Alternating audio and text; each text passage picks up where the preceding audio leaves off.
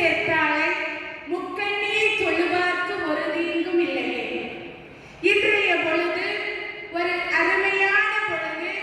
அந்த பொழுதிலே எனக்கு இன்றைய தினத்திலே பேச வாய்ப்பு தந்த திருமுறை பேரவை தலைவர் திரு ஐயா ஆறுமுகம் அவர்களுக்கு என்னுடைய மனமார்ந்த நன்றியையும் வணக்கத்தையும் தெரிவித்துக் கொள்கின்றேன். அது மட்டுமல்லாது 63 மாத இதழ் ஒருங்கிணைப்பாளர் அவர்களுக்கும் என்னுடைய மனமார்ந்த நன்றியையும் வணக்கத்தையும் தெரிவித்துக் கொள்கின்றேன். அடியே இன்றைக்கு பேச எடுத்துக்கொண்ட தலைப்பு என்ன அப்படின்னா, ஜோதிலிங்க பெருமைகள். இந்த உலகத்தில் வாழ்கின்ற ஒவ்வொரு மனிதனும் இறைவனுடைய தனிப்பெரும் கருணையை பெற்று உய்ய வேண்டும் என்கின்ற ஒரே காரணத்திற்காக அருளாளர்களாக வாழ்ந்தவர்களுடைய வாழ்க்கை வரலாற்றையும் எடுத்துக்காட்டாகவும் உதாரணமாகவும் தந்து சென்றிருக்கின்றார்கள். என்றும் நிலையாகவும் எப்போதும் மெய்யாகவும் இருக்கக்கூடிய தெய்வங்களுடைய வாழ்க்கை வரலாற்றை எல்லாம் நாம் தெரிந்திருக்க வேண்டும். அந்த வகையிலே இன்றைய தினத்திலே மார்கழி திருவிழாவானது மிகவும் சிறப்பாக நடந்து கொண்டிருக்கின்றது. மாங்கனி திருவிழாவிற்கும் சிறப்பு உண்டு, மார்கழி திருவிழாவிற்கும் சிறப்பு உண்டு. இந்த மார்கழி மாதத்திலே நம்முடைய மணிவாசக பெருமான் திருவெம்பாவை என்று சொல்லக்கூடிய ஒரு பாடலை அருளி செய்திருக்கின்றார். சைவத்திற்கும் வைணவத்திற்கும் வேறுபாடு உண்டு என்று சொல்லுவார்கள். ஆனால் அந்த வேறுபாடு கிடையாது, இரண்டும் ஒன்றுதான் என்று நம்முடைய பெரியோர்கள் சொல்லுகின்றார்கள். அதற்கு இணங்கதான் நம்முடைய மணிவாசக பெருமான் திருவெம்பாவை என்று சொல்லக்கூடிய பாடலை பாடுகின்றார். ஆதியும் அந்தமும் இல்லா அருட்பெரும் ஜோதியை என்று அந்த பாடலை பாடுகின்றார். ஆண்டாள் நாச்சியார் மார்கழி திங்கள் மதி நிறைந்த நன்னாளாம் என்று பாடுகின்றார். இதிலேயும் ஒரு அர்த்தம் இருக்கின்றது. ஆண்டாள் நாச்சியார் 5 குடிக்கு ஒரு பெண்ணாக இருந்தாலும், ஆழ்வார்களுள் சிறியவளாக இருந்தாலும், ஆண்டாள் நாச்சியாருடைய முதல் எழுத்தையே மணிவாசக பெருமான் ஆ என்று தொடங்கி ஆதியும் அந்தமும் இல்லா அருட்பெரும் ஜோதி என்று பாடியிருக்கின்றார் என்று சொல்லுகிறார். எவ்வளவு சிறப்பு பாருங்க. இன்னும் பார்த்தீங்கன்னா நம்முடைய ஆண்டாள் நாச்சியார் மார்கழி திங்கள் மதி நிறைந்த நன்னாளாம் என்று தொடங்குகின்றார்கள். நம்முடைய மணிவாசக பெருமானுடைய முதல் எழுத்து என்ன? மா. இந்த அம்மையாரும் அதையே முதல் எழுத்துக்காக கொண்டு தொடங்கினார்கள். மார்கழி திங்கள் மதி நிறைந்த நன்னாளாம் என்று சொல்லி தொடங்கியிருக்கின்றார்கள் என்று சொல்லுகின்றார்கள் நம்முடைய பெரியோர்கள். ஆகவே நம்முடைய சைவத்திற்கும் வைணவத்திற்கும் வேறுபாடு கிடையாது என்பதை உணர்த்தும் விதமாக அமைந்திருக்கின்றது. நாம இப்ப ஜோதிலிங்கத்துடைய பெருமைகளையும் மகிமைகளையும் பற்றி பார்க்கலாம். ஜோதிலிங்கம் என்று நாம் எடுத்துக்கொண்டோம் என்று சொன்னால், நம்ம ஒருவரிடத்திலே காட்டுகின்ற அன்பு, பாசம், கருணை, பரிவு இவற்றிற்கு ஏதாவது வேறுபாடு உண்டா? கிடையாது. இவற்றில் எது முதன்மையானது என்று நம்மால் சொல்ல முடியுமா? பாசம் வைக்கலாம், அன்பு வைக்கலாம், காதல் வைக்கலாம், பரிவு வைக்கலாம், எல்லாமே வைக்கலாம். இதில் எது முதன்மையானது என்று நாம் எப்படி எடுத்து கூற முடியும்? 12 ஜோதிலிங்கங்கள் இருக்கின்றன. இந்த ஜோதிலிங்கங்களில் எது முதன்மையானது என்ற குழப்பம் இருக்கின்றது. அந்த குழப்பத்தில் முதல் சொல்லுகின்றார்கள் ஒரு சிலர், இந்த இமயத்தின் அடிவாரத்தில் இருக்கக்கூடிய கேதாரம் தான் முதன்மையானது என்று ஒரு சிலர் சொல்லுகின்றார்கள். ஒரு சிலர் சொல்லுகின்றார்கள் காசி முதல் ராமேஸ்வரம் வரை என்று சொல்லுகின்றார்கள். அதனால காசிதான் முதன்மையானது என்று சிலர் சொல்லுகின்றார்கள். ஒரு சிலர் சௌராஷ்டிரமே சோமநாத் என்று பாடியிருக்கின்றார் நம்முடைய ஆதிசங்கரர்.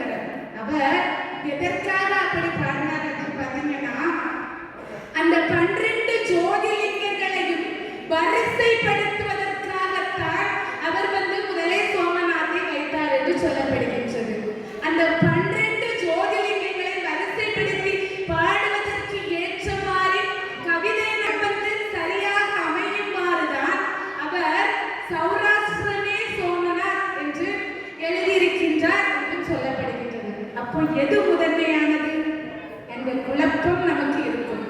நாம இந்த பாரத நாட்டிலே வாழ்ந்து கொண்டிருக்கின்றோம்.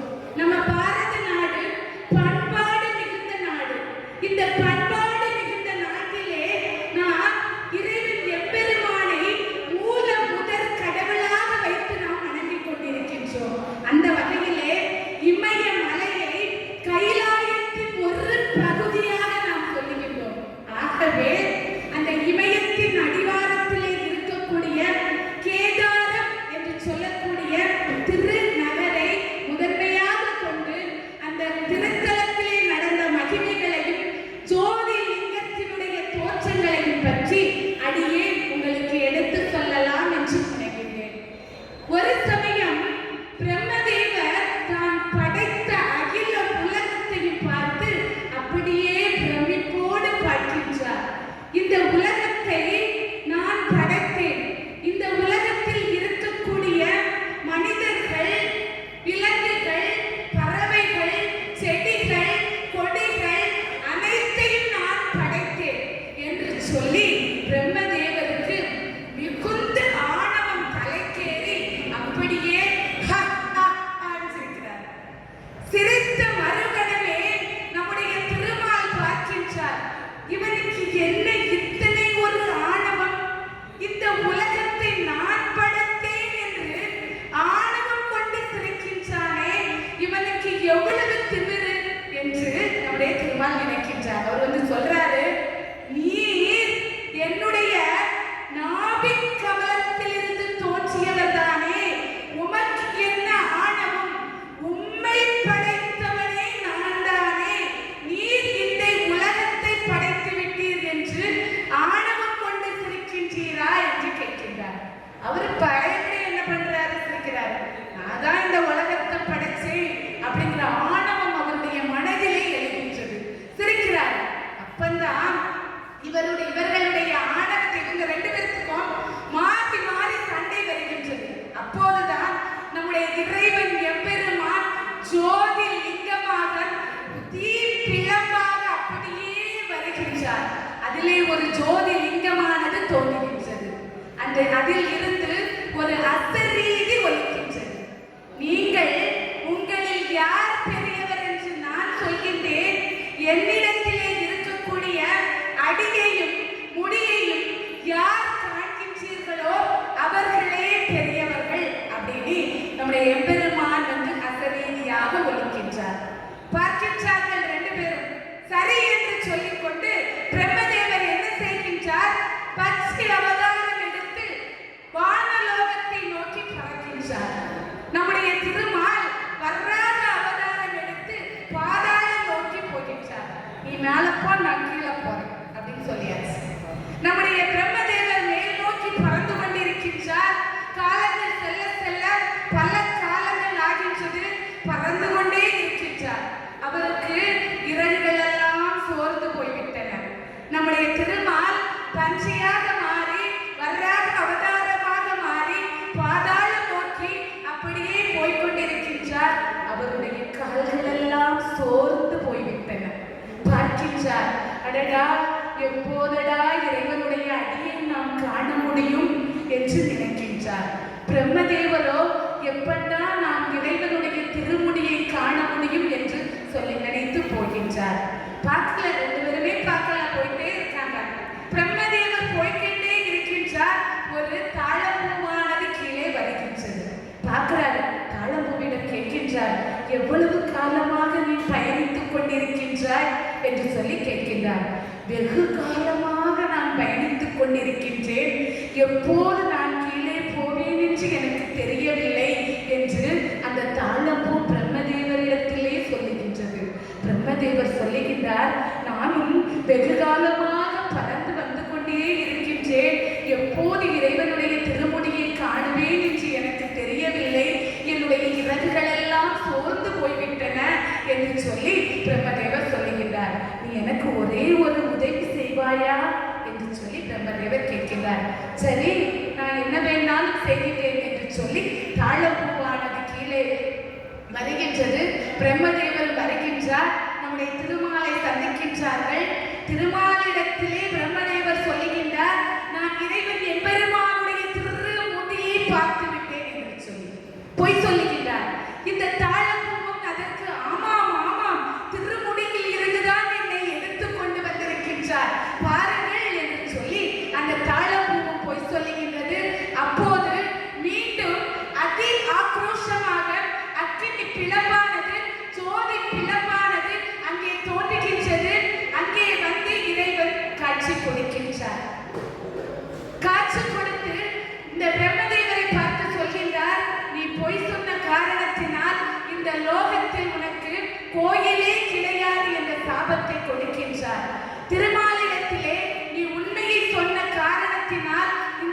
இந்த லோகத்தில் உனக்கு தனி கோயில்கள் அமைக்கப்பட்டு வராகமாக இருந்து என்றும் நீ அருள்பாலிப்பாய். இந்த வரத்தை நம்முடைய இறைவன் எம்பெருமான் திருமாலுக்கு கொடுத்து வழங்கினார்.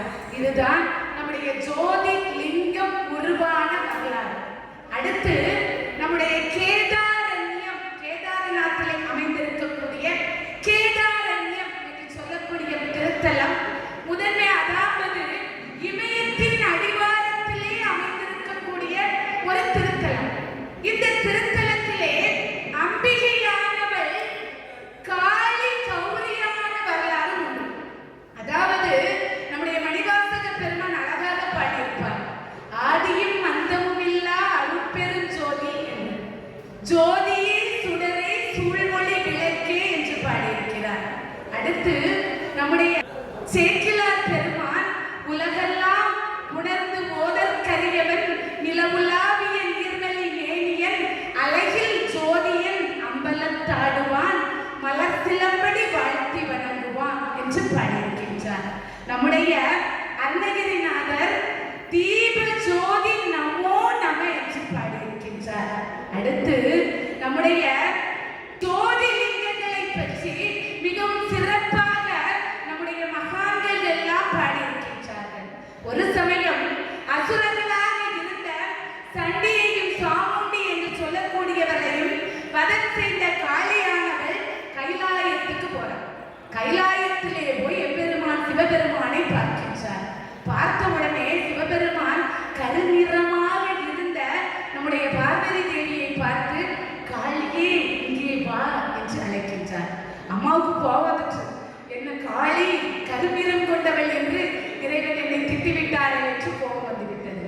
அப்போது கைலாயத்திலே இருந்து வந்து நம்முடைய இமயத்தின் அடிவாரத்திலே கேதாரண்யத்திலே தவம் இருந்து காளி கௌரியான வரலாறு அவ்வளவுக்கு சிறப்பு. இன்னும் பார்த்தீங்கன்னா நம்முடைய கேதாரண்யத்திலே நம்முடைய பார்வதி தேவியானவள் ஒரு சமயம் கைலாயத்திலே நம்முடைய பார்வதி தேவியும் நம்முடைய பெருமான் அருகருகே போடப்பட்ட ஆசனத்தில் அமர்ந்திருக்கின்றார். அமர்ந்திருந்தால் அங்கே இருக்கக்கூடிய தெய்வங்கள் எல்லாம் வழிபடுவதற்காக வருகின்றார்கள். ஆக்ரோஷமான சத்தங்கள், பூதகணங்கள் எல்லாம் கைலாய வாத்தியத்தை ஓதிக்கொண்டிருக்கின்றார்கள். யானைகள் எல்லாம் பிளிரிக் கொண்டிருக்கின்றன. எல்லோரும் அங்கே இறைவனை வந்து வழிபட்டு விட்டு செல்லுகின்றார்கள். நம்முடைய எம்பெருமானையும் சிவபெருமானையும் சேர்த்துதான் வணங்கி கொண்டு சென்றிருக்கின்றார்கள். முனிவர்கள் எல்லாம் வரிசையாக வருகின்றார்கள். அதிலே பிருங்கு முனிவர் வருகின்றார். பிருங்கு முனிவர் பரத்தை மட்டும் வணங்கக்கூடியவர். அவர் பார்வதி தேவியை வணங்கக்கூடியவர் கிடையாது. பர பிரம்மத்தை மட்டும் வணங்கக்கூடியவர். அவர் பார்க்கிறார், பார்வதி தேவி சிவபெருமானுடைய பக்கத்திலே அமர்ந்திருக்கின்றார். பார்க்கிறார். அப்படியே வந்து எம்பெருமான் சிவபெருமானை மட்டும் வலம் வந்து வணங்கிவிட்டு அவர் போய்விடுகின்றார். பார்வதி தேவி பார்க்கின்றார், என்னை வணங்காமல் சிவத்தை மட்டும் வணங்கிவிட்டு சென்று விட்டாரே, இது என்ன நியாயம் என்று சொல்லி இவர் கோபப்படுகிறார். அப்பந்தான் நாரதர் கலகம் நன்மையில் முடியும் அப்படின்னு சொல்லுவாங்களா, நாரதர் வந்து கொஞ்சம் யாத்தி விட்டு பெற்றாரு. வர்றாரு. வந்து அம்மா பார்த்தீர்களா, உங்களை வணங்காமல் சிவத்தை மட்டும் வணங்கிவிட்டு சென்று விட்டார், இது என்ன நியாயம் என்று சொல்லி நாரதர் நம்முடைய பார்வதி தேவி இடத்திலே சொல்லிவிட்டு போய்விட்டார். பார்வதி தேவியாருக்கு கோபம் தலைக்கேறிவிட்டது. பார்க்கின்றார். அடுத்த நாள் இவர் எப்படி சிவத்தை மட்டும் வணங்குகிறார் என்று பார்ப்போம் என்று சொல்லி அடுத்த நாள் ரெண்டு பேரும் அமர்ந்திருக்கின்றார்கள். சிவத்துக்கு அருகிலே நெருங்கியபடி வளைந்த இடையில் உடைய நம்முடைய பார்வதி தேவியானவள் அமர்ந்திருக்கின்றார். முந்தி நடந்தது போலே அனைத்து தெய்வங்களும் வந்து நம்முடைய பரத்தையும் பார்வதி தேவியையும் வணங்குகிறார்கள். இந்த வணங்கிவிட்டு செல்லுகின்றார்கள். பிருங்கு முனிவர் வர்றார். பார்க்கிறார். ஒரு சின்ன கேப் கூட இல்லை, சின்ன இடைவெளி கூட இல்லை. நம்முடைய பெருமான் சிவபெருமானுக்கு நடுவிலையும் பார்வதி தேவிக்கு நடுவிலையும் ஒரு சின்ன இடைவெளி கூட இல்லை. பார்க்கிறார். இவர் வண்டு ரூபம் எடுக்கின்றார். பிருங்கு என்றால் வண்டு என்று பொருள்.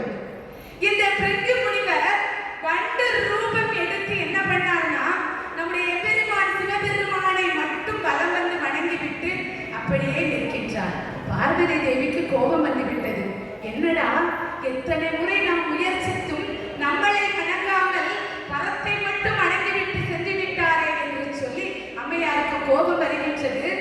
இந்த பிருங்கு முனிவர் இவருடைய உதிரத்தையும் என்னுடைய சக்தியையும் இழக்க கடவுது என்று சாபம் கொடுக்கின்றார்.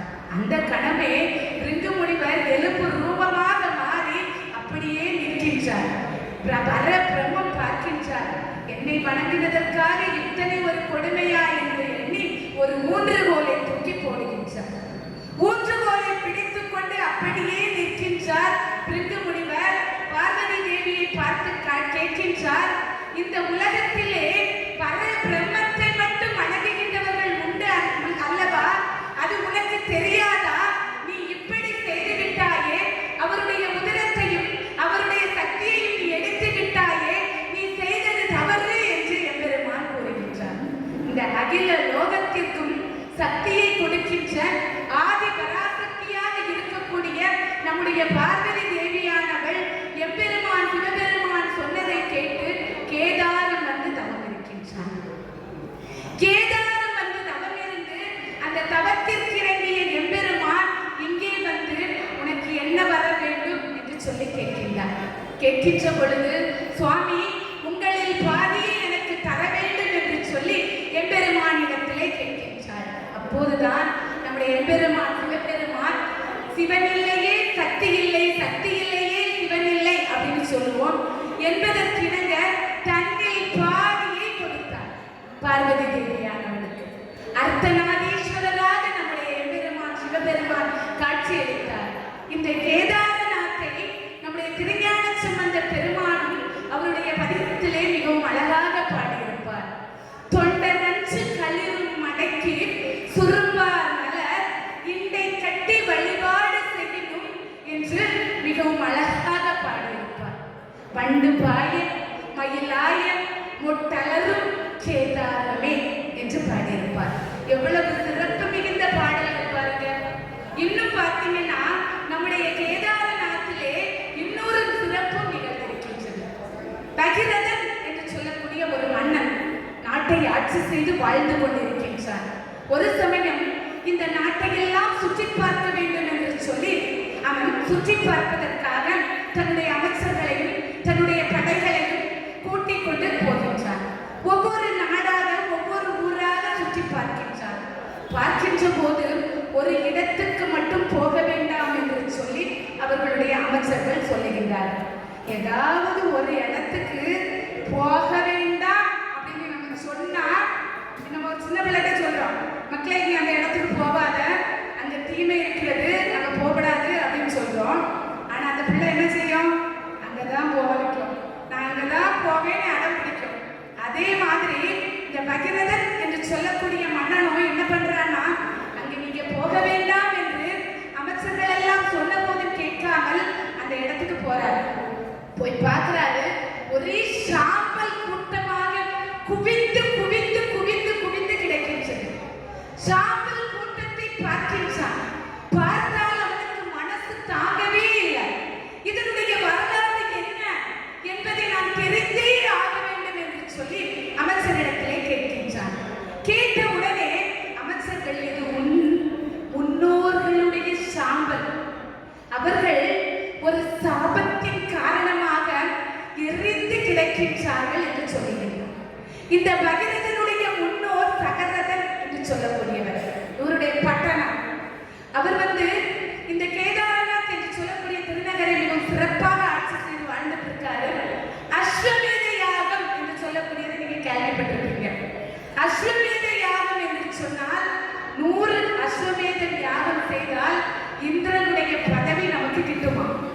இந்த மன்னர்கள் எல்லாம் என்ன செய்வார்கள் என்று சொன்னால், குதிரையை அலங்கரித்து அப்படியே அவிழ்த்து விட்டு விடுவார்கள்.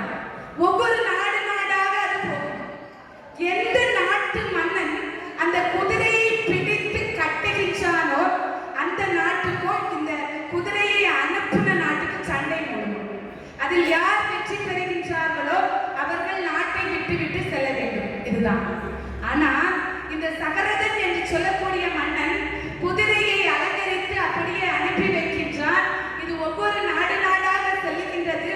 99 நாட்டுக்கு போகுது.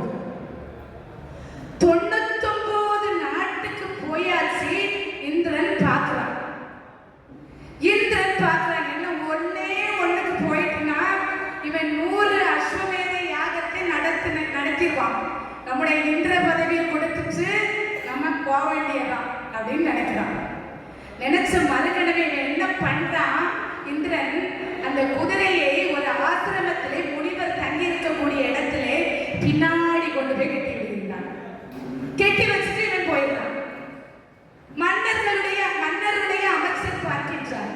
பார்த்தா குதிரையை யாரோ கட்டி இருக்கின்றார்கள். அப்போ போர் தொடுக்க வேண்டும் அப்படின்னு சொல்லி அந்த ஆசிரமத்துக்கு இடையிலே வந்து பார்க்கின்றார்கள். பார்த்தா அங்கே முனிவர் தங்கி இருக்கின்றார்கள். முனிவரை போருக்கு வாரம் என்று அழைக்கின்றார்கள். அணைச்சா அவர் கோபத்திலே நீங்கள் சாம்பலாக போக கடவுது அப்படின்னு விடுகின்றார். அந்த சகரதனுடைய 100 புதல்வர்கள், அமைச்சர்கள், போர் வீரர்கள் எல்லோருமே என்ன ஆகிவிடுகின்றார்கள் என்று சொன்னால் சாம்பல் ஆகிவிட்டார். அவர்களுக்கு சாப விமோசனம் இல்லை. சாப விமோசனம் இல்லாமல் சாம்பலாகி கிடக்கின்றார்கள். இந்த பகீரதன் பார்க்கின்றான், அடடா, எத்தனை காலமாக என்னுடைய முன்னோர்கள் சாபம் பெற்று இப்படி சாம்பலாக கிடக்கின்றார்களே, இவர்களுக்கு நான் என்ன கைமாறு செய்ய போகின்றேன், இந்த பித்ருக்கடத்தை நான் எப்படி தீர்க்க போகின்றேன் என்று நினைக்கின்றார். அப்பந்தான் பிரம்ம தேவரை நோக்கி தவம் இருக்கின்றார். தன்னுடைய பித்ருக்களை கரையேற்ற வேண்டும் என்ற எண்ணத்திற்காக இவர் தவம் இருக்கின்றார். நம்ம இப்பெல்லாம் நம்முடைய முன்னோர்கள் இறந்திருக்கின்றார்கள், அவர்களுக்கு அமாவாசை என்று பித்ருக்கடன் கொடுப்பதற்கு கூட நிறைய பிள்ளைகள் முன்வருவது இல்லை. ஏன்னா இப்போதெல்லாம் நம் தன்னுடைய தாய் தந்தையர்களை கூட ஆசிரமத்திலே கொண்டு விடக்கூடிய நிலைமைதான் இருக்கின்றது. உண்மையாகவே என்னுடைய சொந்த இதிலே நடந்த ஒரு நிகழ்வு தான். அவர்களுக்கு 6 பிள்ளைகள், ஒரு தாய்க்கு 6 பிள்ளைகள். 6 பிள்ளைகளையும் நன்றாக படிக்க வைத்து நல்ல நிலைமையில இருக்கிறாங்க. இப்போ ஒரு 6 மாசத்துக்கு முன்னாடி நடந்த நிகழ்வு, உண்மையாகவே கண்களில் நீர் சொட்டக்கூடிய ஒரு நிகழ்வு. அந்த அம்மாவுடைய கணவர் வந்து இறந்து விட்டார். இந்த அம்மா தனியா இருக்கிறாங்க. 6 பிள்ளைகள் தனியா இருக்காங்கன்னு சொல்ல முடியாது. 6 பிள்ளைகள் இருக்கின்றார்கள். ஆனா 2 ஆண் பிள்ளைகள். அதுல எந்த பிள்ளை அம்மாவை பார்க்கறதும் சண்டை. பெண் பிள்ளைகளிடம் அனுப்பி வைக்கலாம் என்று யோசிக்கின்றார்கள். ஒரு கட்டத்தில் என்ன நினைக்கிறாங்கன்னா, அம்மாவை கொண்டு அநாத ஆசிரமத்தில் விட்டுலாம், அங்கே பார்த்துக்குவாங்க அப்படின்னு நினைக்கிறாங்க. 6 பிள்ளைகளை பெற்று ரொம்ப கஷ்டப்பட்ட குடும்பம், நல்லா கஷ்டப்பட்டு படிக்க வச்சு நல்ல அரசு வேலைகளில் இருக்கின்றார்கள். அவர்கள் சொல்லுகின்றார்கள், தன்னுடைய தாயை பார்ப்பதற்கு முடியவில்லை, அநாத ஆசிரமத்தில் கொண்டு போய் விடலாம் அப்படின்னு சொல்றாங்க. இப்படி இருக்கக்கூடிய காலகட்டத்திலே எப்படி தன்னுடைய முன்னோர்களுக்கு பித்ருக்கடனை கொடுப்பார்கள்? அவர்களுக்கு செய்ய வேண்டிய கடமைகளை எப்படி செய்வார்கள்? ஆனா நம்முடைய புராணங்களிலே அதெல்லாம் மிகவும் சிறப்பாக கடமையாக நினைத்து செய்திருக்கின்றார்கள். இந்த பகீரதன் என்ன நினைக்கிறார், தன்னுடைய பித்ருக்களை எப்படியாவது கரை சேர்க்க வேண்டும் என்று சொல்லி என்ன பண்றாங்கன்னா, பித்ருக்கடன் கொடுப்பதற்காக பிரம்மதேவனை நோக்கி தவம் இருக்கின்றார். பல நாட்கள் தவத்துக்கு இறங்கிய பிரம்மதேவர் காட்சி கொடுக்கிறார். என்ன வரப்பா வேணும் அப்படின்னு கேட்கிறாரு. சுவாமி, கங்கை இங்கே வந்து பாய்ந்தால்தான் என்ன முன்னோர்கள் வந்து சாப விமோசனம் பெறுவார்கள், ஆகவே கங்கையை இங்கே வர வைக்க வேண்டும் என்று சொல்லி கேட்கின்றார். அவர் சொல்லுகின்றார், எம்பெருமான் சிவபெருமானை நோக்கி தவம் இரு என்று சொல்லுகின்றார். எம்பெருமான் சிவபெருமானை நோக்கி தவம் இருக்கின்றார். கங்கையை இங்கே வர வைக்கின்றார். கங்கை சிரிக்கின்றார். உன்னுடைய முன்னோர்களுக்காக நான் வந்து இங்கே பாய முடியுமா? நான் இந்த அகில உலகத்தில் நான் வந்து பாய்ந்தேன் என்று சொன்னால் இந்த உலகம் அழிந்து விடுமே, நான் எப்படி பாய்வேன் என்று கங்கை சிரிக்கின்றார். அப்போது சொல்லுகின்றார், என்னுடைய பித்ருக்களை எப்படியாவது நான் கரை சேர்க்க வேண்டும், அதற்காக நீ வந்து பாய வேண்டும் என்று சொல்லி கேட்கின்றார். அப்போது பாய மாட்டேன் என்று சொன்ன கங்கையை எம்பெருமான் சிவபெருமான் அறிகின்றார். 7 பகுதியாக இருந்த கங்கையை தன்னுடைய ஜடா முடிக்குள்ளே நம்முடைய எம்பெருமான் சிவபெருமான் அடக்குகின்றார். அப்பந்தான் இறைவனிடத்திலே பகீரதன் கேட்கின்றார், சுவாமி, என்னுடைய பித்ருக்களை நான் கரை சேர்க்க வேண்டும், ஆகவே ஒரு ஜடாமுடியை மட்டும் அவிழ்த்து விடுங்கள், என்னுடைய பித்ருக்களுடைய மேலே படட்டும், அவர்கள்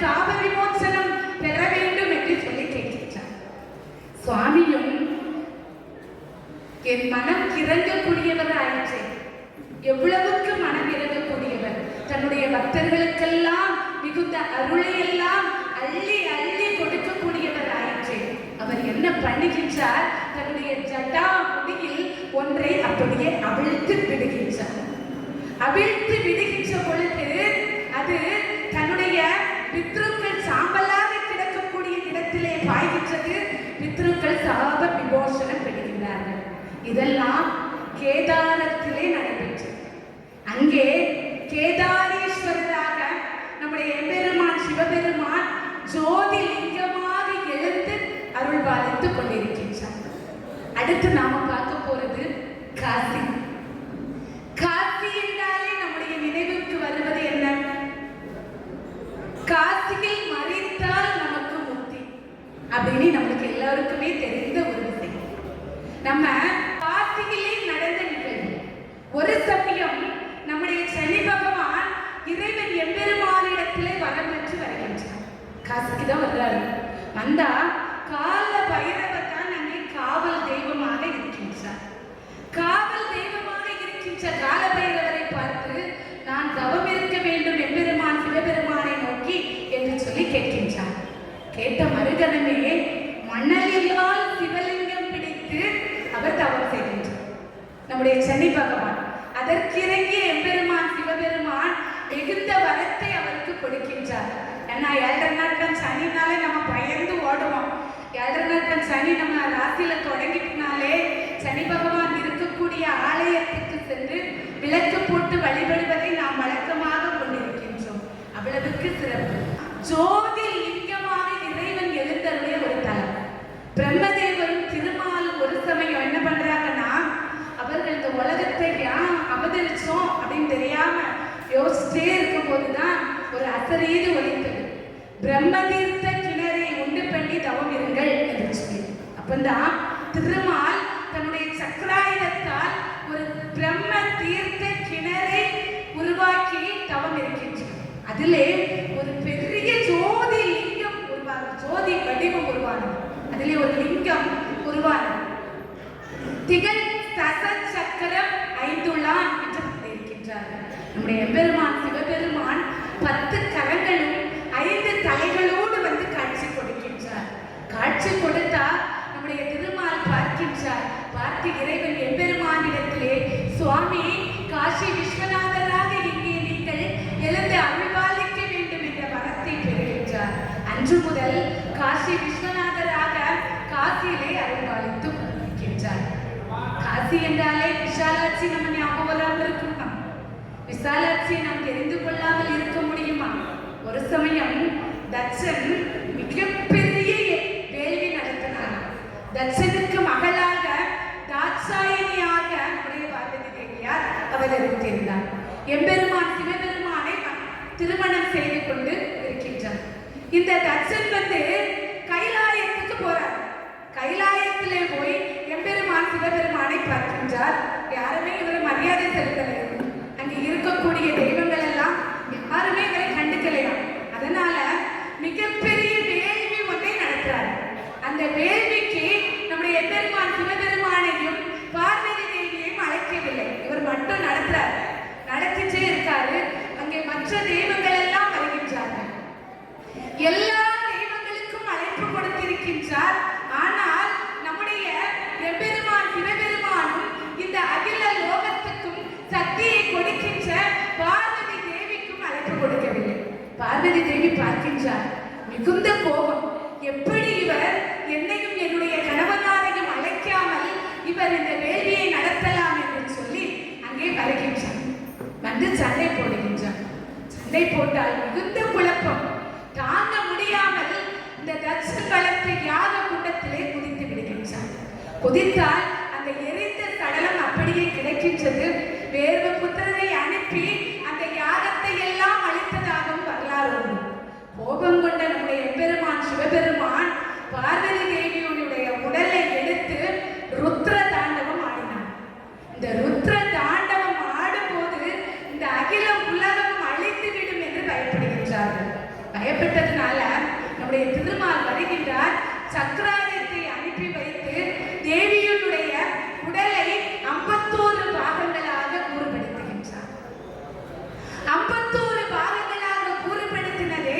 அந்த 51 பாகங்களும் அப்படியே பூலோகத்திலே வந்து விழுகின்றது.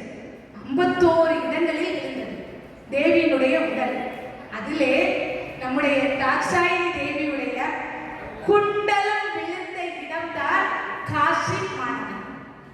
அந்த காசி மாநகரத்திலே தான் நம்முடைய எம்பெருமான் சிவபெருமான் ஜோதிலிங்கமாக காசி விஸ்வநாதராக எழுந்து அருள்பாலித்துக் கொண்டிருக்கின்றார். எவ்வளவு சிறப்பு பாருங்க. சரி, விசாலாட்சியை பார்த்துக்கிறோம். அன்னபூரணியை நாம் வணங்காமல் வர முடியுமா? காசிக்கு சென்றால் அன்னம் நாம் இன்றைய வாழ்வில் வாழ்ந்து கொண்டிருக்கின்றோம். சாப்பிடலன்னா வாழ முடியுமா சொல்லுங்க? ஒரு நேரம் சாப்பிடலன்னா ஐயோ சாப்பிடல, இன்னைக்கு காலையில சாப்பிடல, மத்தியானம் சாப்பிடல 10 நேரம் சொல்லுவோம் சாப்பிடல என்று சொல்லி. ஆகவே இந்த அன்னபூரணி தேவியானவர் காசியிலே அருள்பாலித்துக் கொண்டிருக்கின்றார். அதற்கும் ஒரு வரலாறு உண்டு. பிரம்மதேவர் ஒரு சமயம் 5 தலைகள் எனக்கு இருக்கின்றது என்று ஆணவம் கொள்கின்றார். எம்பெருமான் சிவபெருமானிடத்திலே போய் சொல்லுகின்றார், உங்களுக்கும் 5 தலை, எனக்கும் 5 தலை என்று சொல்லுகின்றார். அப்போது நம்முடைய எம்பெருமான் சிவபெருமான் பார்க்கின்றார், இவருக்கு ஆணவம் தலைக்கேறி விட்டது என்று சொல்லி ஒரு தலையை கொய்து விடுகின்றார். அந்த ஒரு தலையை கொய்த உடனே அவருக்கு நம்முடைய எம்பெருமானுக்கே பிரம்மகத்தி தோஷம் பிடித்து விட்டதா. பாருங்க, நம்மளுக்கு தான் பிடிக்கும்னு நம்ம நினைச்சிட்டு இருக்கோம். ஏதாவது உயிர்களை கொன்றால் நம்மளுக்குத்தான் பிரம்மகத்தி தோஷம் பிடிக்கும் என்று நாம் நினைத்துக் கொண்டிருக்கின்றோம். சாபவிட்டு அந்த பிரம்மகத்தி தோஷத்துக்கு நிவர்த்தி என்ன என்று சொல்லி நாம் அலைந்து திரிகின்றோம். நம்முடைய எம்பெருமானுக்கே பிரம்மகத்தி தோஷம் பிடித்து விட்டதா. நம்முடைய பிரம்மதேவருடைய தலையை கொய்ததுனால ஒரு தலை மட்டும் நம்முடைய எம்பெருமான் சிவபெருமானுடைய கைகளிலே ஒட்டி விடுகின்றது.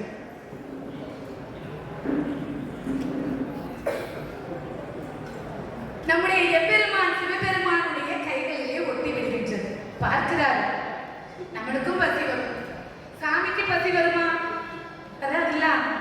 நம்மளை காத்து படைத்து ரசித்து அருளக்கூடிய இந்த அகில உலகத்தையும் படைத்துக் கொண்டிருக்கின்ற நம்முடைய எம்பெருமான் சிவபெருமானுக்கு பசி வருமா? வந்துச்சு. அவருக்கு பிரம்மகத்தி தோஷம் பிடித்த காரணத்தினால அவருக்கு பசி வந்து விட்டது. பார்க்கிறார், ஒவ்வொரு இடத்திலாக பிச்சை எடுத்து உண்டு பார்க்கின்றார். அவருடைய பசி அடங்கவில்லை. பார்க்கின்றார், அடடா, என்னுடைய பசியானது எப்படி அடங்கப் போகின்றது என்று தெரியவில்லையே என்று சொல்லி அழைத்து திரிகின்றார். அப்போதுதான் இந்த அன்னபூரணி தேவியானவள் காய்த்தியாயனி என்று சொல்லக்கூடிய முனிவருக்கு மகளாக காய்த்தியாயனி என்ற திருநாமத்தோடு பிறந்து வருகின்றார். இந்த விஷயம் முனிவருக்கு தெரிஞ்சிச்சு. எம்பெருமான் சிவபெருமான் பசியோடு அழைத்து திரிகின்றார். நான் ஒரு அச்சய பாத்திரத்தை உனக்கு தருகின்றேன், அந்த பாத்திரத்திலே நீ பிச்சையிடு, எம்பெருமான் சிவபெருமானுடைய பசியானது தீரும் என்று சொல்லி அனுப்பி வைக்கின்றார். அந்த அச்சய பாத்திரத்தை இந்த அன்னபூரணி தேவியானவள் கொண்டு வந்தார். கொண்டு வந்து அந்த பிரம்ம கபாலத்திலே அந்த அச்சய பாத்திரத்தின் மூலமாக அன்னத்தை இடுகின்றார். அன்னத்தை இட்டவுடன் நம்முடைய எம்பெருமான் சிவபெருமான் அதை சாப்பிடார். சாப்பிட்ட மறுகணமே அவருடைய பசியானது தீர்ந்துவிட்டது. நாம அன்னாபிஷேகம் செய்து நம்ம இறைவனுக்கு எம்பெருமானுக்கு நாம் கொண்டாடுகின்றோம் அல்லவா, அது இதனாலதான். அன்னபூரணி தேவி வந்து நம்முடைய எம்பெருமான் சிவபெருமானுக்கு பிரம்மகபாலத்திலே அன்னத்தை போட்டு படைத்தாளாம். அதை சாப்பிட்டதுனாலே நம்முடைய எம்பெருமான் சிவபெருமான் பசி தீர்ந்தாராம். அதனாலதான் அது ஒரு பெரிய விழாவாக நாம் கொண்டாடிட்டு இருக்கோம். அடுத்து சோமநாத், சௌராஷ்டிரமே சோமநாத் அப்படின்னு சொல்லுவோம். எவ்வளவு அழகு பாருங்க. சோமம் என்றால் நிலா என்று பொருள். சோமம் என்றால் நிலா என்று பொருள். ஒரு சில காரியங்கள் வந்து கைலாயத்தில் நடந்தாலும் அதை பூலோகத்தில் நடந்ததாக சித்தரித்து காட்டுவார்கள். நம்முடைய சந்திர பகவானும் சந்திர பகவானுடைய திருவருளால் கைலாயத்தில் நடந்தது அப்படின்னு சொல்லுவாங்க. ஆனா இந்த சோமநாதத்தில் நடந்ததாகவும் சொல்லுவாங்க. அதாவது நம்முடைய சந்திர பகவான் தட்சன் வந்து யாகம் செய்கின்றார். யாகத்தின் பயனாக அவனுக்கு 100 பிள்ளைகள் கிடைக்கின்றார்கள், ஆண் பிள்ளைகள். அந்த ஆண் பிள்ளைகள் இடத்திலே சொல்லுகின்றார், பிரம்மதேவருடைய வரத்தை தவமிருந்து பெற்று வாருங்கள் என்று சொல்லுகின்றார். பிரம்மதேவருடைய வரத்தை பெற்று இவர்கள் என்ன செய்ய போகின்றார்கள்? நாரதர் பார்த்தார், நீ உங்க அப்பா சொல்லதை கேட்காத, நீ பிரம்மதேவருடைய வரத்தை பெற்றுவிட்டு பிரம்மதேவருடைய படைப்பு தொழிலை வாங்கிக் கொண்டு நீங்கள் என்ன செய்ய போகின்றீர்கள்? உங்க அப்பா மட்டும் எம்பெருமான் சிவபெருமானிடத்திலே நிறைய வரங்களை பெற்றிருக்கின்றார். அவர் என்ன செய்து கொண்டிருக்கின்றார்? நீங்கள் தவம் இருந்து முக்தி பேச்சை அடைங்கள் என்று சொல்லுகின்றார். இந்த 100 பிள்ளைகளை பார்த்து இதுதான் சரியான ஒரு முடிவு என்று சொல்லி தவம் இருந்து முக்தி பேச்சை அடைகின்றார்கள்.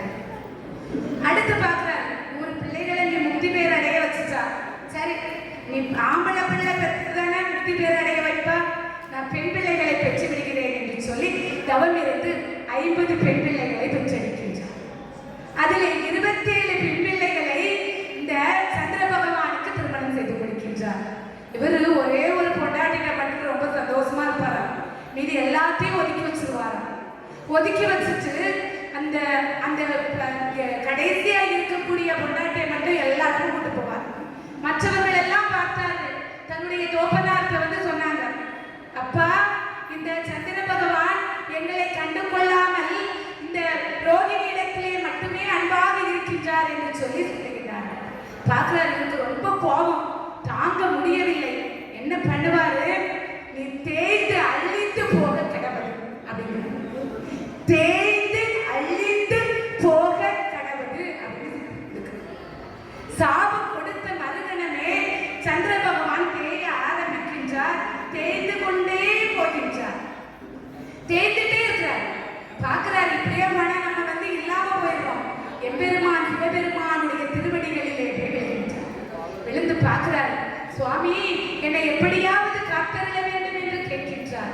அப்போதுதான் அவர் தேய்வதற்கு 3 கலை இருந்துச்சாம். அந்த கலையை எடுத்து நம்முடைய எம்பெருமான் சிவபெருமான் தன்னுடைய திரு முடியிலே சூடிக்கொண்டாராம். எவ்வளவு சிறப்பு பாருங்க. அவர் ஒரு வரத்தை கொடுக்கின்றார். நம்முடைய எம்பெருமான் தாயில் சிறந்த கோயில் ஆயிற்று. அவர் ஒரு வரத்தை கொடுக்கின்றார் சந்திர பகவானுக்கு.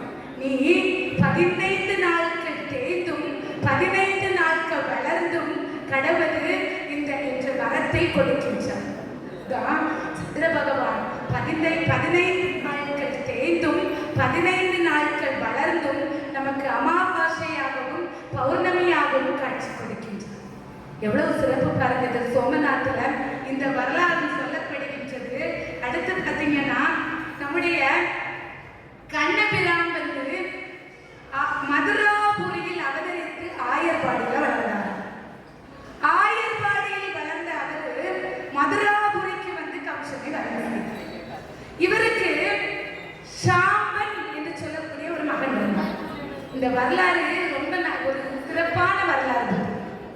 இந்த சாம்பன் என்று சொல்லக்கூடியவன் கொஞ்சம் பெண் சாயல் கொண்டவன், கொஞ்சம் பொம்பளை மாதிரி இருப்பான். இவன் நண்பர்களோடு என்ன செஞ்சானா, அப்படியே காட்டு பக்கமா போனான். போய்கொண்டு அங்கே இருக்க விளையாடி மகிழ்ந்து கொண்டிருந்தார்கள். 4 நண்பர்கள் சேர்ந்தால் என்ன ஆகும்? அப்படியே கேலி கிண்டல் கூச்சல் எல்லாமே வளர்ந்து வரும். அப்படிதான் இங்கே ஆகுது. துர்வாச முனிவர் அங்கே வருகின்றார். துர்வாச முனிவரிடத்திலே இந்த சாம்பன் என்று சொல்லக்கூடிய அவனுடைய நண்பர்கள் எல்லாம் என்ன சொல்லுகிறார்கள்? என்னுடைய தோழி வந்து நிறைமாத கர்ப்பிணியாக பெண் ரூபம் கொண்டவனாயிற்று, கொஞ்சம் சாயல் பொம்பளை சாயல், கொஞ்சம் சேலையை கட்டி விட்டுட்டாங்க, அவன் அப்படியே நிற்கிறான். துர்வாச முனிவரிடத்திலே சொல்லுகின்றார், நிறைமாத கர்ப்பிணி, அவளை எப்படியாவது காட்டிலிருந்து வெளியே கொண்டுட்டு போனோம் அப்படின்னு சொல்லி கேட்கின்றார்கள். கேட்ட உடனே இவர் தன்னுடைய ஞான சித்திலே உணர்கின்றார். உணர்ந்து இந்த சாம்பனுக்கு சாபத்தை கொடுக்கின்றார். இவருடைய இடுப்பை கிழித்து உலக்கை ஒன்று பிறக்கும், அந்த உலக்கையால் இந்த நாடு அழியும் என்ற சாபத்தை கொடுக்கின்றார். இவங்க விளையாட்டு போகல, அதெல்லாம் என்ன நடக்க போகுது அப்படின்னு நினைச்சிட்டு இருக்காங்க. கொஞ்ச நேரம் கழிக்கல, அந்த சாம்பன் பிரசவ வலி எடுத்து அங்கும் இங்கும் உரளுகின்றார். உருண்டா அந்த இடுப்பை கிழித்து கொண்டு ஒரு உலக்கையானது பிறக்கின்றது.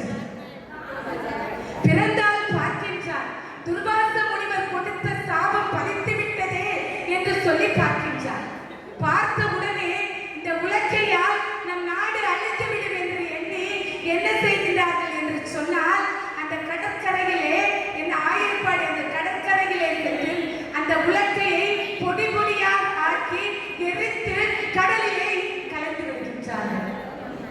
கலந்தால் அந்த துகள்கள் எல்லாம் அப்படியே கடற்கரையிலே அப்படியே பதிந்து அப்படியே கோரை புல்லாக வளர்ந்து நிற்கின்றது. கோரை புல்லா வளர்ந்துச்சு. அப்பதான் பாரத போர் நடக்குது. அந்த போரிலே பாண்டவர்களும் கௌரவர்களும் சண்டை போடுகின்றார்கள். சண்டை ரொம்ப வெகு விரைவா நடக்குது. சண்டையிலே அந்த புல்லை ஒருவன் ஓடி போய் புடுங்கினா அந்த புல்லானது உலக்கையாக மாறுகின்றது. வினை விதைத்தவன் வினை அறுப்பான் என்று சொல்லியிருக்கின்றான். உண்மையாகவே அவன் வினையை விதைத்தான், அது அறுக்கப்பட்டது. கோர்வி புல்லாக முளைத்து நின்றது. அதை அவன் பறிக்கின்றான். பறிக்கின்ற போது அது உலக்கையாக மாறுகின்றது. ஒருத்தர் பார்க்கிறான், அடடா கோரப்புள்ளிருந்து உலக்கை வருகின்றது என்று சொல்லி அங்கே போர் செய்தவர்கள் எல்லோரும் அந்த கோரை புள்ளை புடுங்குகின்றார்கள். புடுங்கினா எல்லாம் உலக்கிட்ட மாறுது. சண்டை மிகப்பெரியதாகி அங்கே அனைவரும் அழிந்து விடுகின்றார்கள். அப்பந்தான் பார்க்கிறார், ரொம்ப சோகமா இருந்தார் நம்முடைய கண்ணபிரான். அவருக்கு முன் ஜென்மத்திலே ஒரு சாபம் உண்டு. ராவணன் வந்து ராமனாக பிறந்து வாலியை கொன்றார். வாலிக்கு வந்து எதிரே யார் நின்றாலும் பாதி பலம் கிடைக்குமா. அதனால நம்முடைய ராம பிரான் வந்து மறைந்திருந்து வாலியை கொன்றார். இந்த துர்வாச முனிவர் இந்த ஜென்மத்திலே இந்த ஆயர்பாடியிலே என்ன செய்கின்றார், நம்முடைய கண்ணபிரானுடைய அரண்மனைக்கு வருகின்றார். வந்தவரை மிகவும் சிறப்பாக கவனிச்சார் கண்ணபிரான். பாத பூஜைகள் எல்லாம் செய்கின்றார். பாத பூஜை செய்கின்ற பொழுது ஒரே ஒரு இலையானது நம்முடைய கண்ணபிரானுடைய திரு பாதத்திலே ஒட்டி இருக்கின்றது. பார்க்கிறார், நீ சரியாக பாத பூஜை செய்யலை, அதனால அந்த நீர் படாத இடத்திலே வானத்தால் ஈரப்பட்டு இறக்க கடவுது என்று சாபம் கொடுத்து விடுகின்றார்.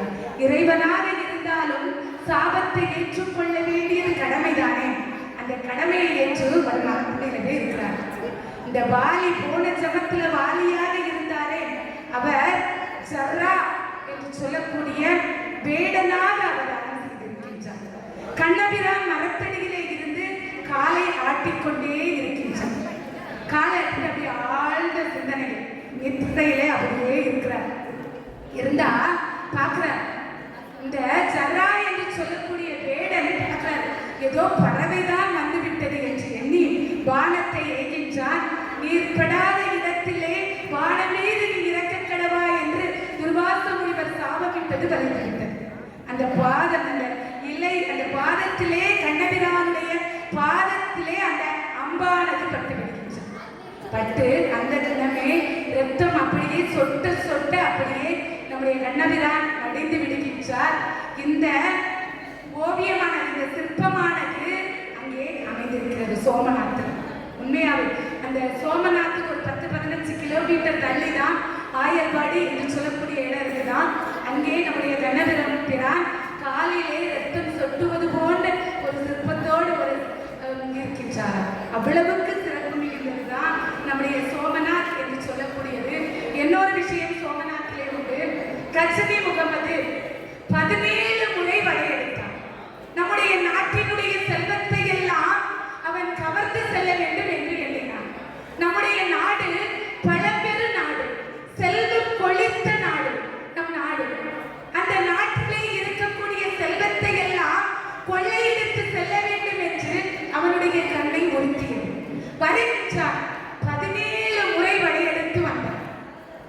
படையெடுத்து வருகின்ற பொழுது 7 முறை நம் சோமநாத் என்று சொல்லக்கூடிய சோமநாதேஸ்வரராக இருந்து அருள்பாலித்துக் கொண்டிருக்கக்கூடிய நம்முடைய சோமநாதேஸ்வரர் ஆலயத்தை சூறையாடினார்.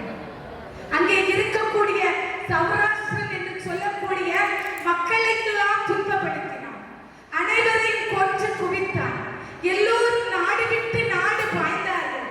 நம்ம கன்னியாகுமரி மாவட்டத்துல கோட்டார்ல கூட சௌராஷ்டிர ஒரு தெரு இருக்கின்றது. வந்திருக்காங்க என்னுடைய நண்பர்கள்.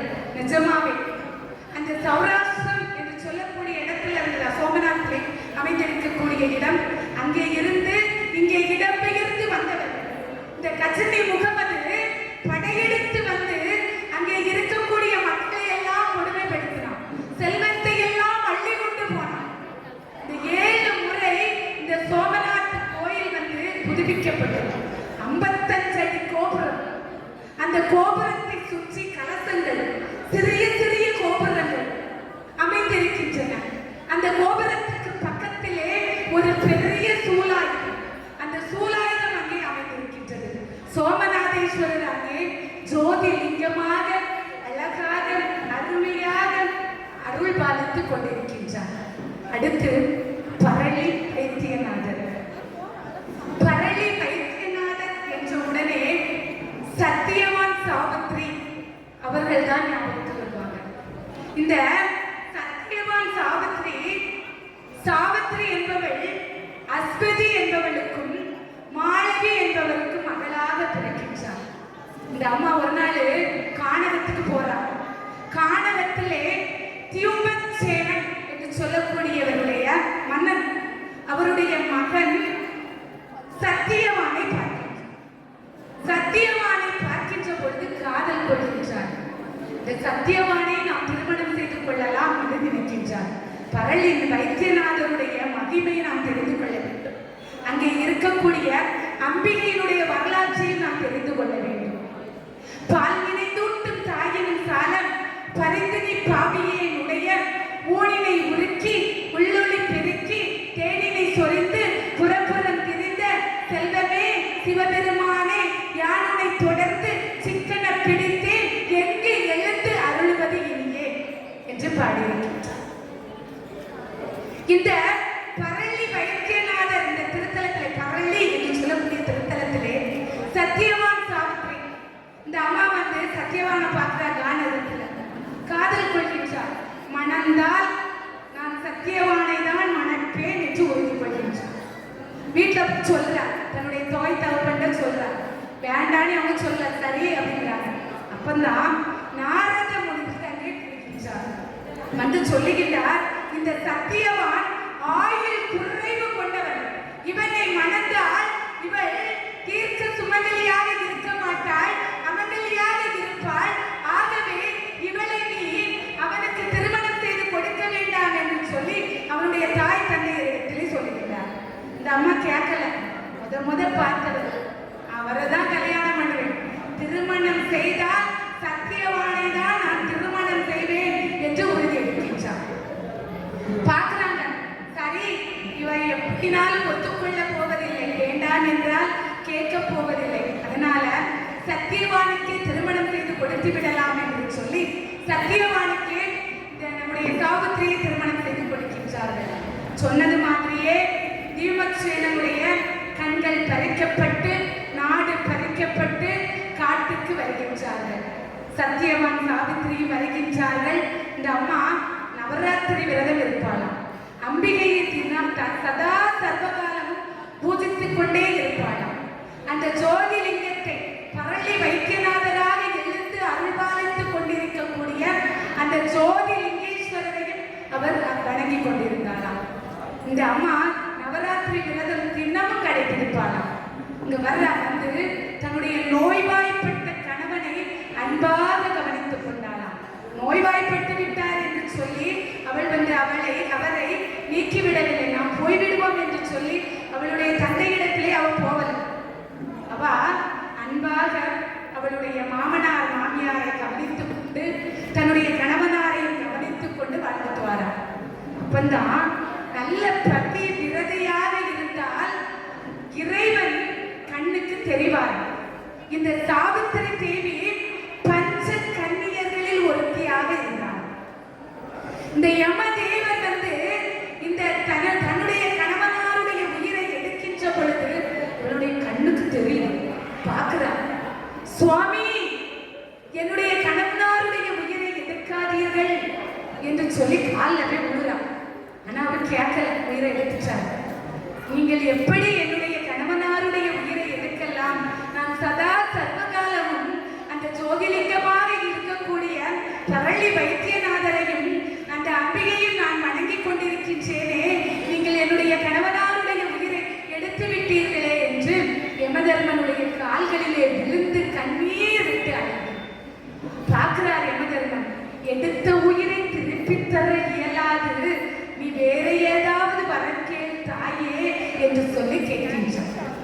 சுவாமி, நான் என்ன வரம் கேட்பேன்? நான் தீர்க்க சுமங்கலியாக இருந்தால் தானே இந்த நாடு போற்றும், இந்த உலகம் போற்றும், என்னுடைய குலம் போற்றும், என்னுடைய குங்குமத்தையே நீர் எடுத்து விட்டீரே, இந்த நாடு என்னை பழிக்குமே, ஒதுக்கி வைக்குமே, நான் என்ன செய்வேன் என்று சொல்லி கண்ணீர் விட்டு அழுகின்றார். நான் எடுத்த உயிரை திருப்பி தர இயலாத தாயே, வேறு ஏதாவது ஒரு வரத்தை கேள் தாயே என்று சொல்லி கேட்கின்றார். அப்பதான் என்னுடைய தாய் தந்தையருக்கு நான் ஒரே மகள், அவர்களுக்கு ஆண் பிள்ளை இல்லை, ஆகவே அவர்களுக்கு ஒரு ஆண் பிள்ளையை கொடுக்க வேண்டும் என்று யமதர்ம ராஜாவிடத்திலே வரத்தை கேட்கின்றார். தந்தேன் தாயே என்று சொல்லிவிட்டு யமதர்மன் கிளம்பி போறார். கொஞ்ச தூரம் போயிட்டார். இந்த அம்மா பின்னாடியே போறார். பிள்ளைங்கெல்லாம், சின்ன பிள்ளைங்களாம் பார்த்தீங்கன்னா முட்டை வாங்கி கொடுத்த ஒரு முட்டாய் நம்ம வாங்கி கொடுத்துருப்போம். வாங்கி கொடுத்துட்டோம்னா அடுத்து சாப்பிட்டோம் நம்ம வீட்டுக்கு கிளம்பும்போது நம்ம பின்னாடியே வரோம் முட்டாய் வாங்கி தருவாங்க அப்படின்னு சொல்லிட்டு. நம்ம யமதர்ம ராஜா ஒரு வரத்தை கொடுத்து விட்டார். தாய் பார்க்கிறா, பின்னாடியே போயிட்டே இருக்கா. கொஞ்ச தூரம் போயிட்டாரு. போனோன்னு அப்படியே திரும்பி பார்த்த உடனே, தாயே, ஒரு வரத்தை நான் உனக்கு கொடுத்து விட்டேனே, மீண்டும் ஏன் தாயே என் பின்னாடி வந்து கொண்டிருக்கின்றாய்? நான் வரம் தந்து விட்டேனே என்று யமதர்ம ராஜா சொல்லுகின்றார். சுவாமி, என்னுடைய கணவனாருடைய உயிரை பிச்சையாக எனக்கு கொடுக்க வேண்டுமே சுவாமி. அதுதான் சொன்னேனே தாயே, எடுத்த உயிரை நான் திருப்பி கொடுக்க இயலாது. நான் எப்படி உன்னுடைய கண்ணுக்கு தெரிகின்றேன் என்று சொல்லி கேட்கின்றேன். அவள் சொல்லுகின்றார், இந்த பரளி வைத்தியநாதருடைய அருளும் இந்த நவராத்திரி விரதமும் தான் காரணம் என்று சொல்லுகின்றார். ஜோதிலிங்கத்தினுடைய மகிமைதான் காரணம் என்று சொல்லுகின்றார்.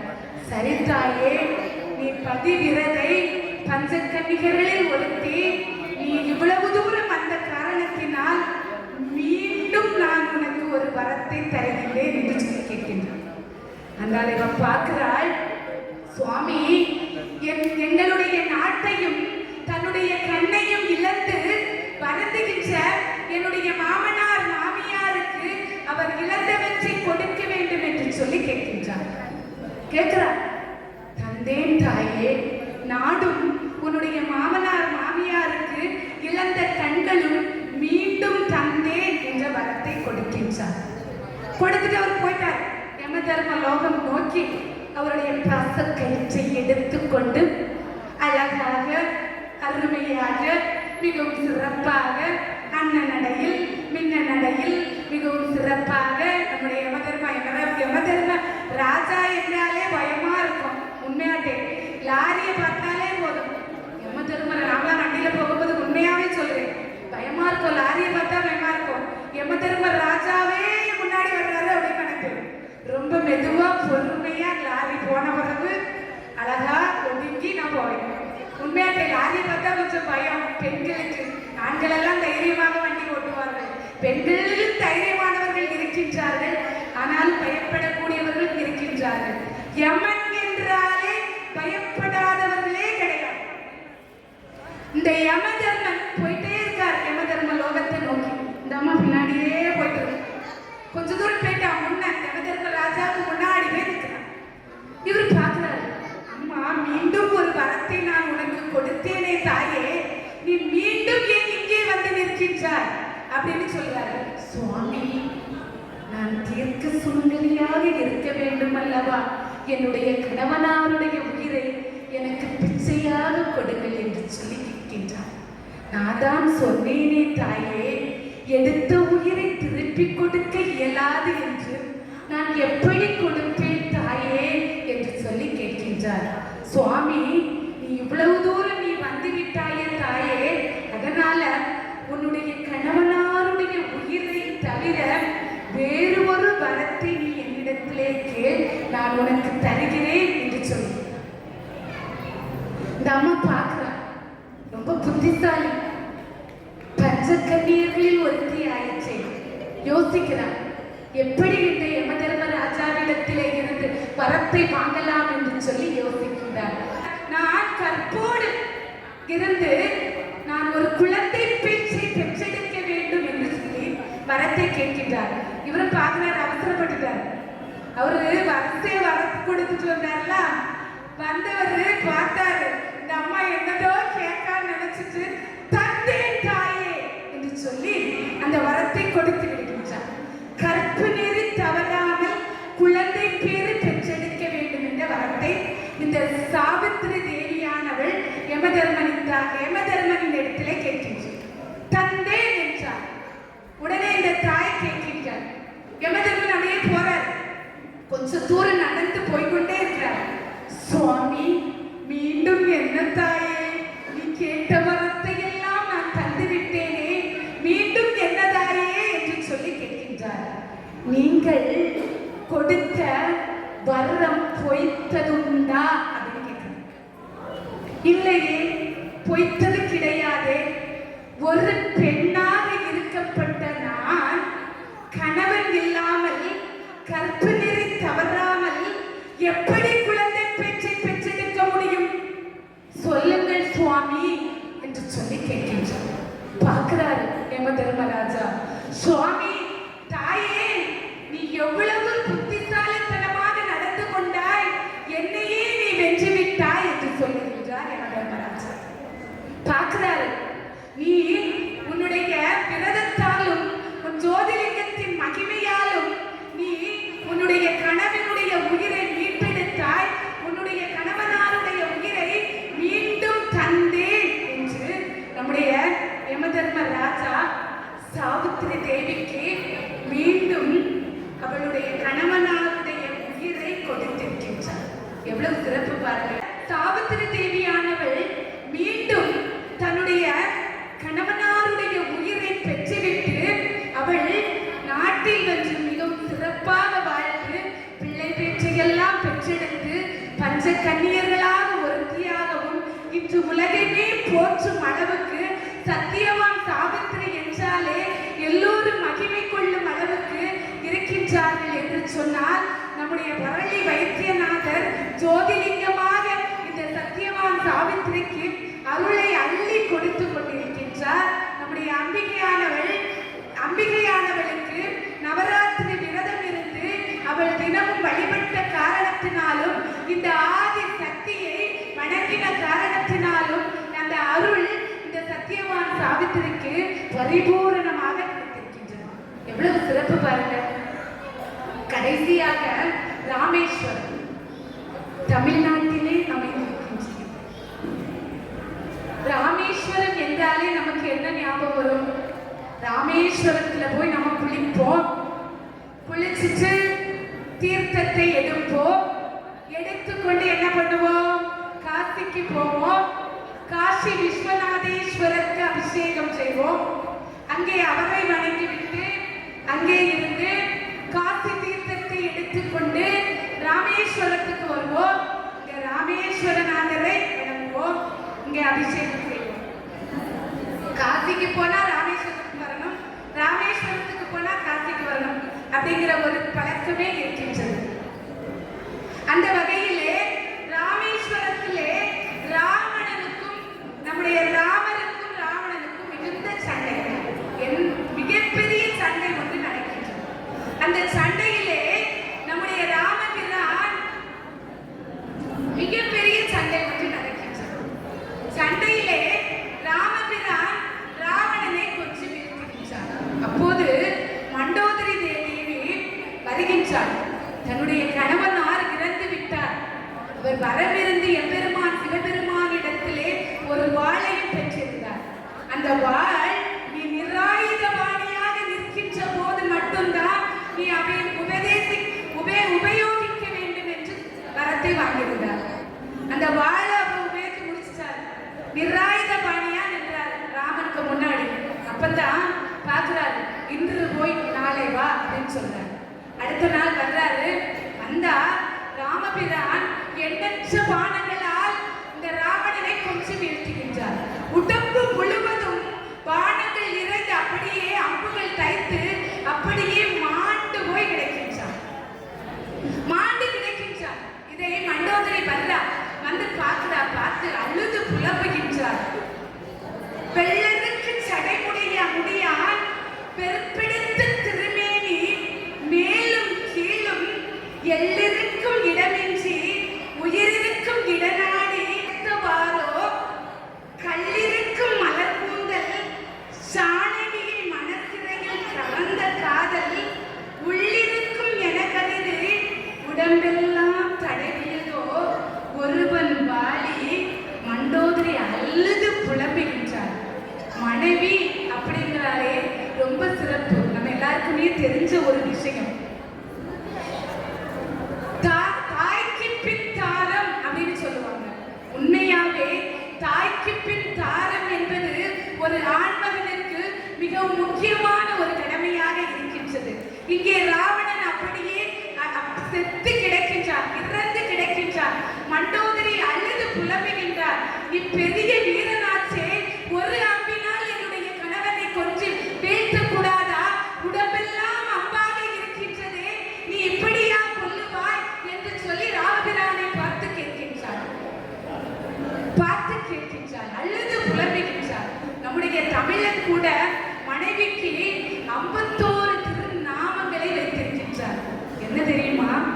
மனைவி, துணைவி, கடைகி, கண்ணாட்டி, கற்பால், காந்தை, வீட்டுக்காரி, கடகி, கிருகம், கிளத்தி, திருத்தன, முள்ளி, சாணி, சீமாட்டி, சூரியோகை, கையோகை, தம்பிராட்டி, தம்மே, தலைமகள், தாட்டி, தாரம், நாச்சி, பெண்டு, இல்லால், மணவாளி, மணவாட்டி, பறவை, பெண்டு, நாயகி, தலைவி, அன்பி, இயமானி, ஆட்டி, அகமுடையால், ஆம்படையால், நாயகி, பொண்டாட்டி, பறவையால், பாரியை, இல்லத்தரசி, மனையுறு மகள் என்றெல்லாம் நம்முடைய தமிழன் மனைவி, அதாவது தாரம் என்று சொல்லக்கூடியவளுக்கு பெயரை சூட்டியிருக்கின்றார். அத்தகைய சிறப்புக்குரிய தாயாக இருக்கக்கூடிய, மனைவியாக இருக்கக்கூடிய மண்டோதரியானவள் இங்கே வந்து ராமபிரானிடத்திலே அழுது புலம்புகின்றார். இப்படி பண்ணிவிட்டாயே என்று சொல்லி அவர் பார்க்கின்றார். அப்போது அந்த போரிலே வெற்றி பெற்று விடுகின்றார். இந்த ராமேஸ்வரத்திலே இந்த சிவலிங்கத்தை பிரதிஷ்டை செய்ய வேண்டும், ராமேஸ்வரநாதரை பிரதிஷ்டை செய்ய வேண்டும் என்று எண்ணி அனுமனை அழைக்கின்றார்கள். வாயு புத்திரனாக இருக்கக்கூடிய அனுமனை அழைக்கின்றார்கள். காசியில போய் ஒரு லிங்கத்தை கொண்டு வா, இங்கே பிரதிஷ்டை செய்ய வேண்டும் என்று சொல்லுகிறார்கள். இவரும் அனுமனும் பறந்து போகின்றார். ரொம்ப சந்தோஷமா போறார். காசியில போய் லிங்கத்தை கொண்டு வந்து பிரதிஷ்டை செய்ய வேண்டும் என்று சொல்லி அங்கே இருந்த புரோகிதர்கள் எல்லாம் நேரமாகிவிட்டது, நாம் லிங்கத்தை பிரதிஷ்டை செய்தே ஆக வேண்டும் முகூர்த்த நேரத்தில் என்று சொல்லவே நம்முடைய சீதாதேவியானவள் அங்கே மனதினால் ஒரு சிவலிங்கத்தை பிடிக்கின்றார். அந்த சிவலிங்கத்திலே நம்முடைய எம்பெருமான் சிவபெருமான் ஜோதி லிங்கமாக எழுந்து அருள்பாலிக்கின்றார். அங்கே அந்த மனதினால் செய்யப்பட்ட சிவலிங்கமானது பிரதிஷ்டை செய்யப்படுகின்றது. பிரதிஷ்டை செய்யப்பட்டு அங்கே வணங்கப்பட்டு கொண்டிருக்கின்றது. அனுமான் காசிக்கு சென்றவர் அங்கே இருந்து ஒரு லிங்கத்தை எடுத்துட்டு வர்றார். எடுத்துட்டு வந்து பார்க்கிறாரு. இவருக்கு மன கஷ்டம் தாங்க முடியல. நான் கொண்டுட்டு வந்த லிங்கத்தை பிரதிஷ்டை செய்வீர்கள் என்று நான் நினைத்தேன்.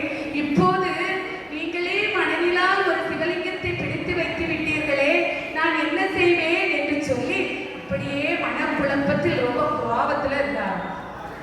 அப்பந்தான் ராமபிரான் சொன்னாரு, பிரதிஷ்டை செய்த லிங்கத்தை எடுக்க முடியாது என்று சொல்லுகின்றார்.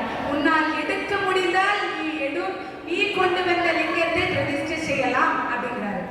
இப்போதே நான் எடுத்து விடுகிறேன் என்று சொல்லி அனுமன் ஓடி வேகமா போறார். லிங்கத்தை அசைச்சு பார்க்கிறார். அசைக்கவே முடியவில்லை.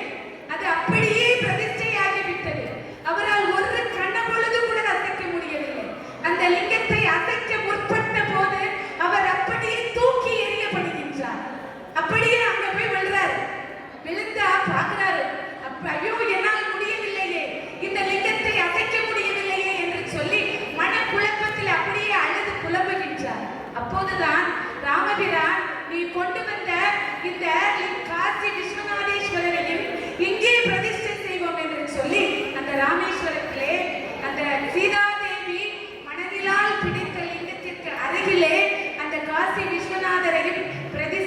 செய்யப்பட்டு வணங்கப்படுகின்றது. இங்கே நம்முடைய எம்பெருமான் சிவபெருமான் ஜோதி லிங்கமாக எழுந்து அருள்பாலித்துக் கொண்டிருக்கின்றார் என்பது மிகவும் சிறப்பான ஒரு விஷயமாக அமைந்திருக்கின்றது. இன்னும் பார்த்தீங்கன்னா இறுதியாக ஒன்றை மட்டும் சொல்லிக்கொண்டு முடித்துக் கொள்கின்றேன். நம்ம திரம்பகேஸ்வரர் நாசிக் என்று சொல்லக்கூடிய ஒரு திருத்தலத்திலே அமைந்திருக்கின்றது.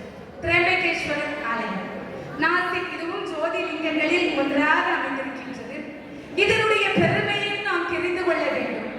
அகலியையும் கௌதம முனிவரும் ஒரு ஆசிரமத்தை அமைத்து அந்த ஆசிரமத்திலே தன்னுடைய கணவனாருக்கு வேண்டிய பணிவிடைகளை எல்லாம் செய்து கொண்டு நம்முடைய அகலியை ஆனவள் வாழ்ந்து வருகின்றார். ரொம்ப அழகு.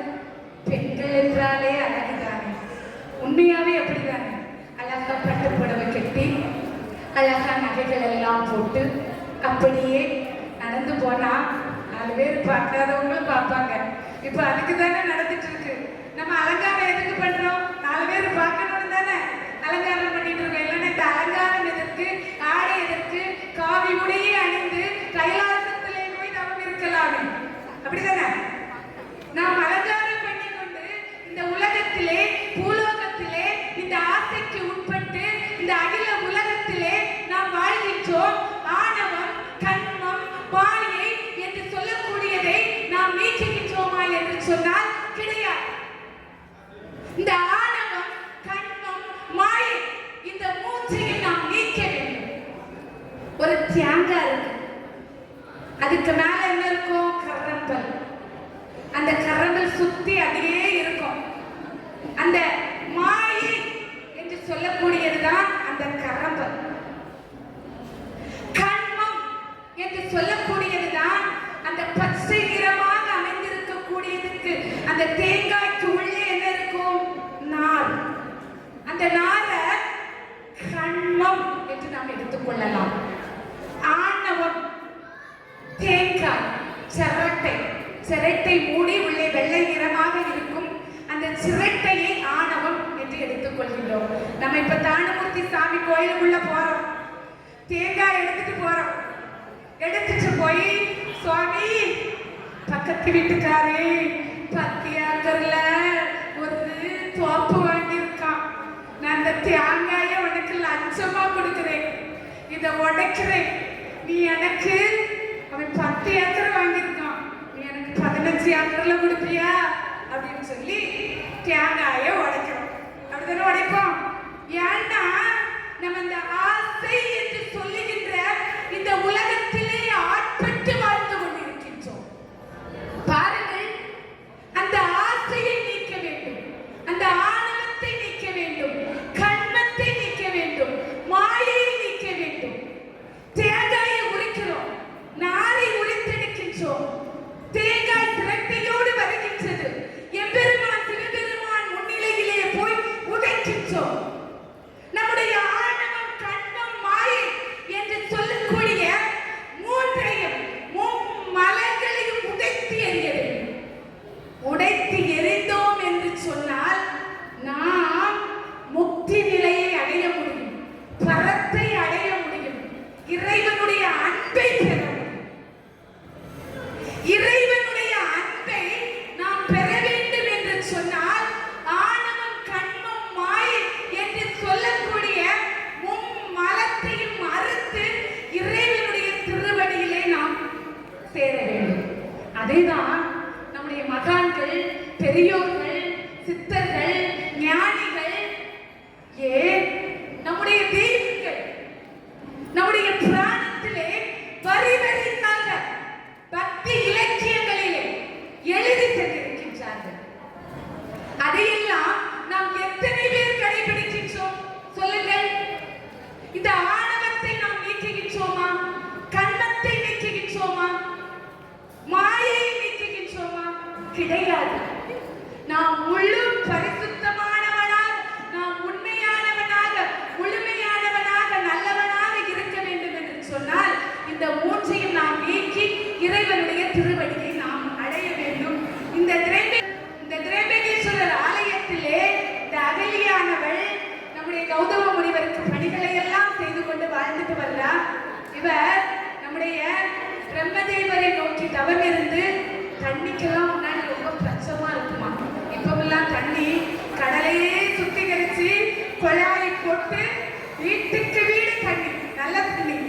அந்த வேலைகள் தான் நடந்து கொண்டிருக்கின்றது. எங்க பார்த்தாலும் தோண்டி தோண்டி தோண்டி தோண்டி குழாய போட்டுட்டு இருக்காங்க. நம்மளுக்கு நல்ல தண்ணி வரப்போகின்றது. தண்ணிக்கு பஞ்சம் இல்லாமல் நாம் வாழ்ந்து கொண்டிருக்கிறோம். முன்னாடி எல்லாம் பாத்தீங்கன்னா தண்ணி கிடைப்பதே ரொம்ப கஷ்டமா இருந்தது. இவர் இறைவனை வேண்டி இறைவனுடைய அருளால இவர் ஒரு குளத்தை விட்டார். நல்ல சௌகரியமா இறைவன் எம்பெருமானுக்கு அபிஷேகங்கள் எல்லாம் செய்து இந்த 2 பேரும் வாழ்ந்துட்டு வந்தாங்க. இவங்களை மற்றவர்கள் பார்க்கின்றார்கள். மற்ற முனி ரிஷிகள் எல்லாம் பார்க்கின்றார்கள். இவர்கள் இருக்கக்கூடிய இந்த இடத்துக்கு இடம் பெயர்ந்து வருகின்றார்கள். எல்லோரும் இவரை அகற்றி கௌதம முனிவரை தெய்வமாக நினைக்கின்றார்கள். நான் குளவெட்டி கொடுத்திருக்காரு, தண்ணி இருக்க, தண்ணி இருந்துனா போதுமே, எப்பவுமே எனக்கு தொண்டை வரல, தண்ணி தாகமா இருக்குது. இன்னும் கொஞ்ச நேரமாவே பேசிக் கொண்டிருக்கின்றேன். தொண்டை வறண்டு கொண்டுதான் இருக்கின்றது. தண்ணீர் வச்சாலே தண்ணீர் இல்லைன்னா அந்த உலகத்துல வாழவே முடியாது. நீர், நிலம், நெருப்பு, ஆகாயம், இந்த 3 நமக்கு தேவையாக இருக்கின்றது. ஆகவே இவர் நீர் என்று சொல்லக்கூடிய அந்த குளத்தை வெட்டி தண்ணி எல்லாம் வைத்து சௌகரியமாக வாழ்ந்துட்டு இருக்காரு. மற்ற முனி ரிஷிகளும் அவர்களுடைய பத்தினிகளோடு இங்கே வந்து ஆசிரமம் அமைத்து வாழ்ந்துட்டு வர்றாங்க. இந்த முனி பத்தினிகள் எல்லாம் என்ன, அந்த முனிவர்களுடைய பத்தினிகள் எல்லாம் என்ன செய்வார்கள் என்று சொன்னால், அந்த குளத்துல வந்து நீராடி விட்டு தண்ணி எடுத்துட்டு போவாங்க. ஒரு நாள் என்ன ஆகுதுன்னா, குளிக்கிறாங்க, நல்லா குளிக்கிறாங்க. எல்லா முனி பத்தினிகளும் அந்த குளத்துல இறங்கி குளிச்சுட்டே இருக்கிறாங்க. குளிச்சா என்ன ஆகுதுன்னா, அந்த குளம் முழுவதும் கலங்கி விடுகின்றது. அப்போது அகலியை வருகின்றார், வந்து பார்க்கின்றார். குளம் முழுவதும் கலங்கி இருக்கின்றது. இறைவனுடைய அபிஷேகத்துக்காக நீர் எடுத்து போக வேண்டும். குளம் கலங்கி இருப்பதை பார்த்து அவள் கலங்குகின்றார். பாருங்க, தண்ணீர் கலங்கி இருப்பதை பார்த்து அகலிகை தன்னுடைய மனம் கலங்குகின்றார். கலங்கிய அந்த முனி பத்தினியிடத்திலே கேட்கின்றார், தண்ணி என்னோட தண்ணி கொண்டு வந்திருக்கிறார்கள், மிக்க நன்றி.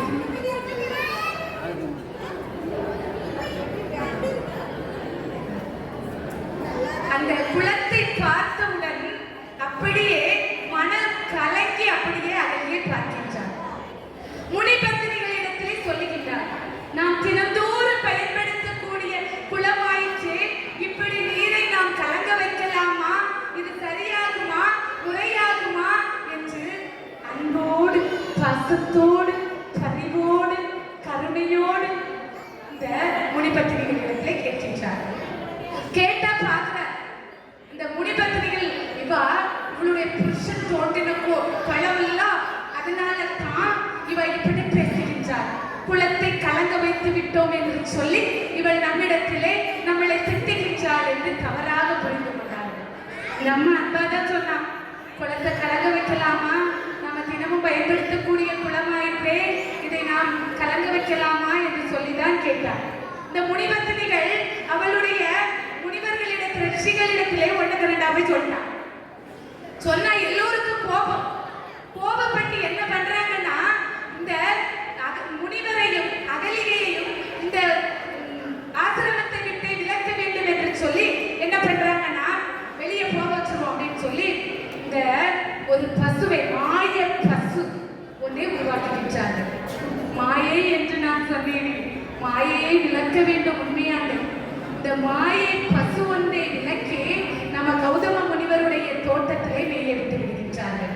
நல்ல பச்சை பசேனி கானகத்திலே செடி கொடிகள் எல்லாம் வளர்ந்து, அப்படியே காய்கனிகள் எல்லாம் மலர்ந்து, அப்படியே பூத்து குலுங்கி, காய்கனிகள் எல்லாம் பழுத்து குலுங்கி கொண்டிருக்கின்றன. இந்த பசு உள்ள போயிட்டு போனா கௌதம முனிவர் பார்க்கின்றார்கள். ஐயோ, பசுதான், பசு எல்லாவற்றையும் மேய்த்து அழித்து விடுமே என்று சொல்லி என்ன பண்றாரு, ஓடி போறாரு. அப்படி ஷூ அப்படின்னு தான் வந்தாரு, ஷூ அப்படின்னு தான் வந்தாரு. நம்ம கொசு நிறுத்துவோம்லாம், எல்லாருக்கும் இப்ப கொசு கடிக்கும்னு நினைக்கிறேன், அப்படித்தானே? போர் அடிக்குதா? எல்லாரும் கொசு கடியில போல உட்கார்ந்துருக்கிறீங்க, நாங்க ஸ்டேஜ்ல உட்கார்ந்துருக்கோம். இவரு அந்த மாய பசுவை ஷூ அப்படின்னு தான் வரட்டினார். செத்து போச்சு, செத்து அப்படியே விழுந்துட்டு ஷூல தான் வரட்டினார். எடடா, நம்ம ஷூல தானே வரட்டணும், எப்படி செத்துச்சுன்னு அவருக்கு ஒரே குழப்பம். பிரம்மகத்தி தோஷம் பிடித்து விட்டது என்று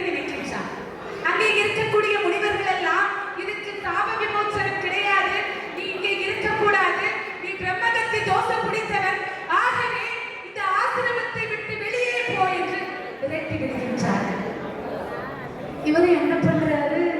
பொண்டாட்டியை கூட்டிட்டு பாம்போல கால்நடையா அப்படியே ஒரு ஆத்தங்கரையில போய் ஒரு ஆசிரமத்தை அமைச்சு அதுல பாவமா வாழ்ந்துட்டாங்க. தவம் இருக்கின்றார். என்ன பண்றது? பிரம்மகத்திய தோஷத்திலிருந்து நாம் நிவர்த்தி பெற்றால்தான் இறைவனுடைய திருவடியை நாம் அடைய முடியும். ஆகவே இவர் தவம் இருக்கின்றார். அந்த தவத்துக்கு வேண்டிய பணிவிடைகளை எல்லாம் அகலிகை செய்கின்றார். அந்த அகலிகையை செய்து கொண்டே இருக்கின்றார். அப்பந்தான் பார்க்கிறாரு, இந்த அந்த முனிவர்களுக்கு நடுவிலே ஒருவனை அனுப்பி வைக்கின்றார்கள். இவனை எப்படியாவது ஒழித்தாக வேண்டும் என்று சொல்லி அந்த முனிவர்களில் ஒருவர் இந்த கௌதம முனிவர் தங்கியிருக்க இடத்துக்கு வர்றார். தங்கியிருக்க இடத்துக்கு வந்தா, உனக்கு இந்த பிரம்மகத்தை தோஷம் போக வேண்டும் என்று சொன்னால் உனக்கு ஒரு சாப விமோசனத்தை நான் சொல்லுகின்றேன், ஒரு பரிகாரத்தை சொல்லுகின்றேன். நீ அதை செய்தாய் என்று சொன்னால் உனக்கு சாப விமோசனம் கிடைக்கும் அப்படின்னு சொல்றாரு. இவர் அப்படியே அவருடைய கால்களிலே சக்ஷாங்கமா விழுந்துட்டார்.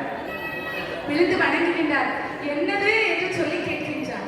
கேட்ட உடனே இவர் சொல்லுகிறார், சப்த கும்பாபிஷேகம் செய்து கங்கையிலே நீராடி கோடி மலர்களால் அர்ச்சனை செய்து அந்த திரம்பகேஸ்வரரை ஜோதிலிங்கமாக இருக்கக்கூடிய அந்த திரம்பகேஸ்வரரை நீ அர்ச்சனை செய்து பூஜித்தால் நீ பிரம்மகத்தி தோஷம் உனக்கு நீங்கி நீ நீண்ட வாழ்வை பெறுவாய் என்று சொல்கிறார். போய் அவருக்கு பிரம்மகத்தி தோஷமே பிடிக்கலையே, அது பசுவே இல்லையே, மாய பசுதானே, அவருக்கு தோஷமே இல்லை. ஆனால் இவர் பசுவை கொஞ்சம் விட்டோம் என்று நினைத்து மனம் குழம்புகின்றார். இப்படி இவரை நம்ப வைக்கின்றார்கள். இவர் பார்க்கிறார், சரி என்று ஒப்புக்கொள்கின்றார். இவர் சொன்ன மாதிரியே இவர் அவர் சொன்ன எல்லாவற்றையும் செய்கின்றார். கோடி மலர்களால் அர்ச்சனை செய்கின்றார். கங்கா தேவி இங்கே வர வேண்டும் என்று நினைக்கின்றார். கங்கையிலே நீராட வேண்டும் என்று நினைக்கின்றார். அப்பந்தான் இறைவன் எம்பெருமான் காட்சி கொடுக்கின்றார்.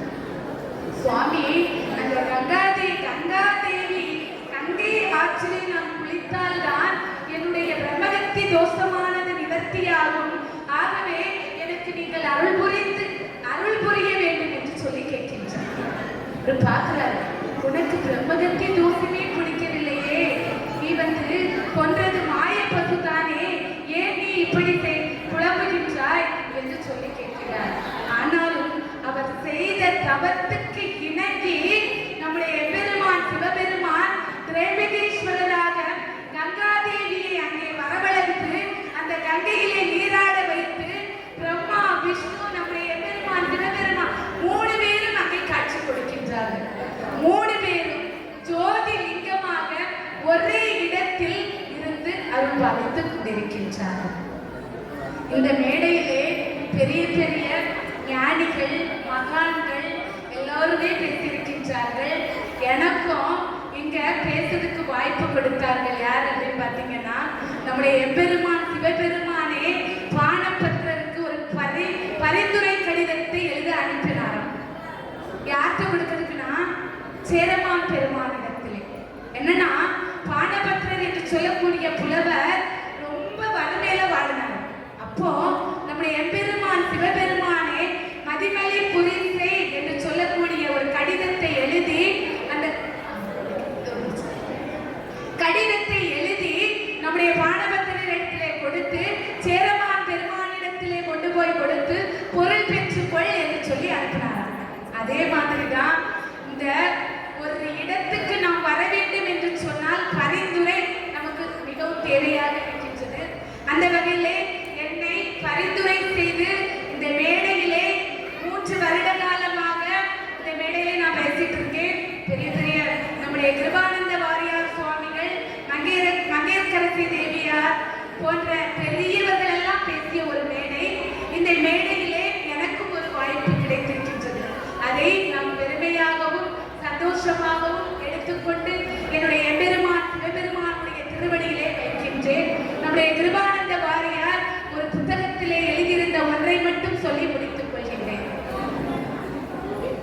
என்னன்னா, நாளியுப்பு நாளியப்பு நாளியான வரும், நாளியுப்பு நாளியப்பு நாளியான வரும். அதாவது ஒரு கப்பிலே தண்ணி வைத்து அந்த தண்ணியிலே கொஞ்சம் உப்பு போடும். உப்பு போட்டு அது கலந்து